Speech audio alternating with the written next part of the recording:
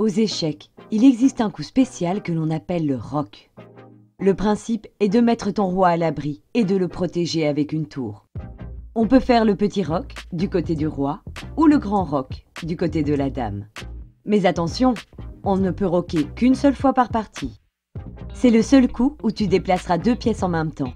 Et c'est également le seul coup où le roi se déplacera de 2 cases. Pour pouvoir roquer, tu dois remplir 3 conditions.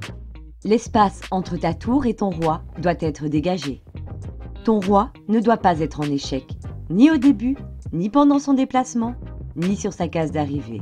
Ta tour, elle par contre, peut être attaquée. Ta tour et ton roi ne doivent pas avoir bougé de leur position de départ, même si tu les y remets. Si tu bouges ta tour de la colonne A, tu n'as plus droit au grand roc. Et si tu déplaces celle de la colonne H, tu perds le petit roc. De même pour le roi.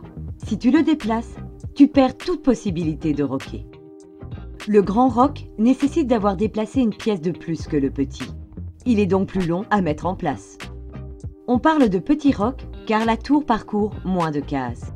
Mais dans les faits, il n'y a pas un roc plus fort que l'autre. Pour roquer correctement, tu dois déplacer ton roi en premier, de 2 cases, avant de toucher à ta tour. Si tu touches ta tour en premier, tu ne pourras pas roquer, mais seulement jouer ta tour. L'idéal est d'avoir conservé un mur de pions du côté où tu roqueras, afin de bien protéger ton roi.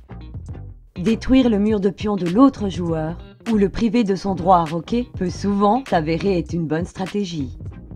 Tu l'as compris, le roc est une manœuvre très utile.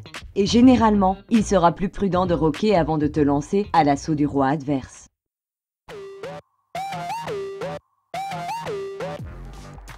Sais-tu que le jeu d'échecs a plus de 1500 ans? Il serait d'abord apparu en Inde, avant de se répandre dans le monde entier.